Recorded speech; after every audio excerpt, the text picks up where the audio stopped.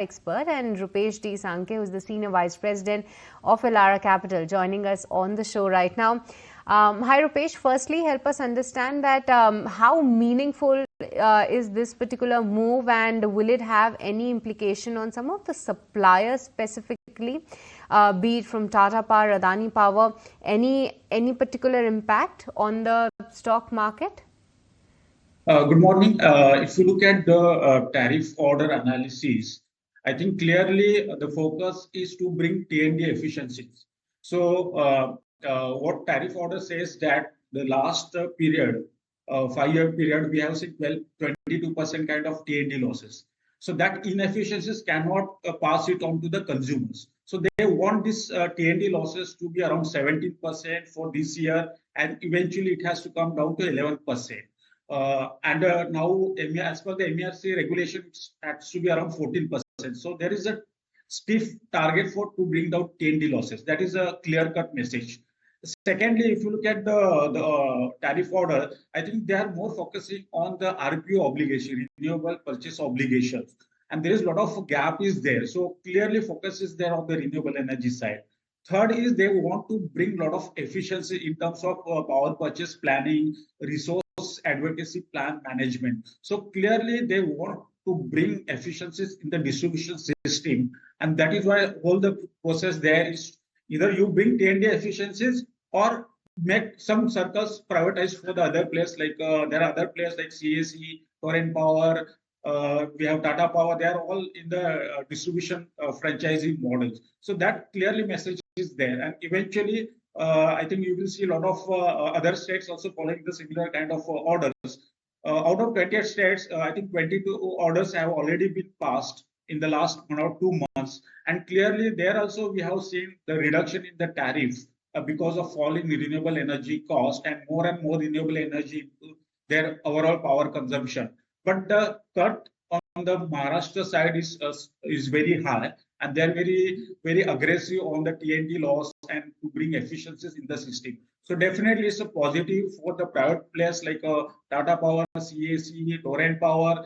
If there is more and more distribution circles is coming in the privatization of franchising box. So if power prices go down, why is it good news for power producers? I mean, they will get lower realization. Absolutely. If power prices is low, then it might be negative for the merchant-based companies like JSW Energy or Adani Power, because they get benefit of higher peak demand and higher exchange price.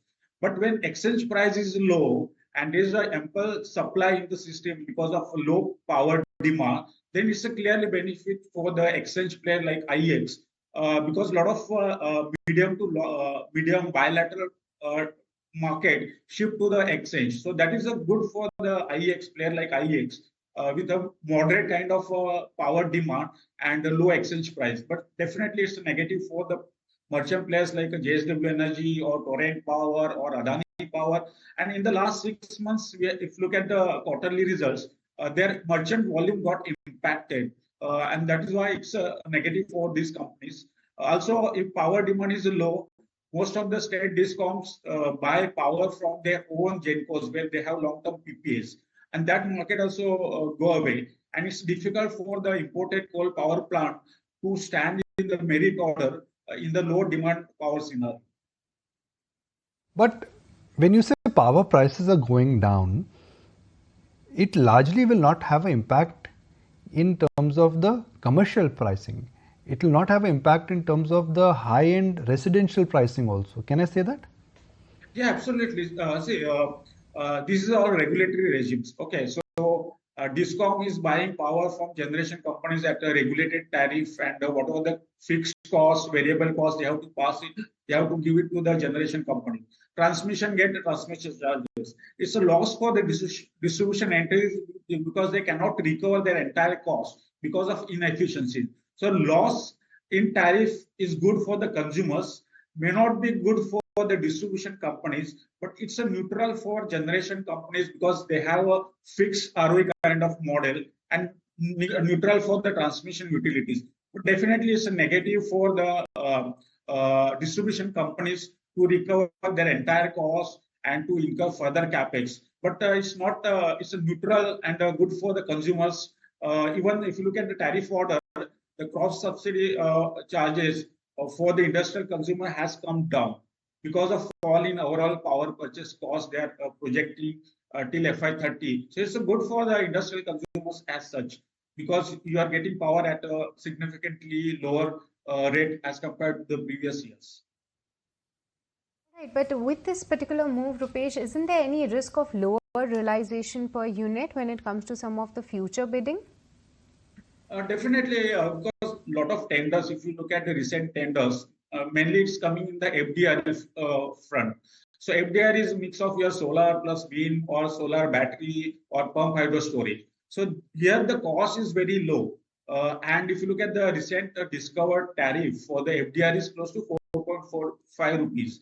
If you look at the conventional thermal assets with a capital cost of close to 10 crore per megawatt, your tariff comes to around 6 to 7 rupees. So that is why the significant shift in the power cost we can observe in the next 4 to 5 years, and a decline in the tariff because a lot of contribution. See, now the renewable energy is just 15% of your overall consumption, and by 2030 it can go up to 25%, and which is coming at 30-40% discount to your conventional tariff. Secondly, you are getting a lot of efficiencies because of installation of smart metering, upgradation of system. Your T&D losses are also coming down. And because of better management of your power sourcing, you will see the declining trend in the overall power tariff in the coming years. And that is good for the consumers, good for the generation transmission companies. But the distribution company has to bring that kind of efficiencies and has to meet the regulatory norms to generate better ROEs or to make the distribution entities profitable. Now, for our viewers who, let's say, are looking at benefiting from this trend, what is the first port of call? Buy companies which would benefit, because if transmission losses are taken care of, that means more money would be available for discoms to expand. That means wire company, cable company, meter company. Should one bet on that? Or should one bet on pure utilities, because that's their efficiency will also kick in? Definitely. I think one thing is the companies who are focusing more on the FDRE front, like a mix of solar, battery, pump storage, or nuclear. In that sense, is clearly benefit on the generation side. On the capex side, maybe companies more on into the backward integration, like Tata Power, having their own solar cells, solar modules, EPC, generation assets, everything is there in place. So that companies will get benefit out of that. Now, secondly, if on the T&D side, if you look at the by 2032, close to 9 lakh crore kind of investment is there on the entire transmission and distribution space to integrate renewable energy, battery storage, data center, pump hydro storage. So that kind of opportunity is there.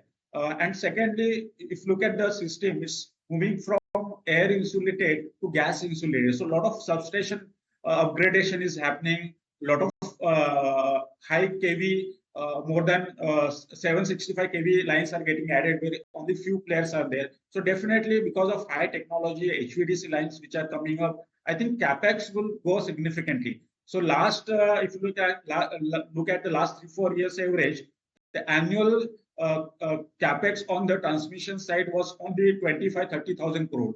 In the next 6 to 7 years, we can expect around 60,000, 70,000 crore kind of annual capex tendering on the transmission side. On the distribution side, also a lot of instruments are old, 25, 30 years old, and if tariff is happening every year, I think, and the funding is coming from PFC, REC, IREDA, I think distribution companies to meet their T&D norms as per the regulatory, I think they will have to incur a smart metering or transformer upgradation, new lines and everything. So I think T&D capex is there for next 10 to 12 years. At the same time, generation companies with a backward integration, the mix of solar, wind, pump hydro storage, battery storage or nuclear will get benefit from this green transition for sure. With this, we let you go on that. Really appreciate you taking the time out and trying and helping us rather to decode what to make out of this news related to power tariff cuts in the state of Maharashtra. Thank you so much for that. But with this, viewers, let's move on and let's deep dive into what's really been happening within the currency market, and especially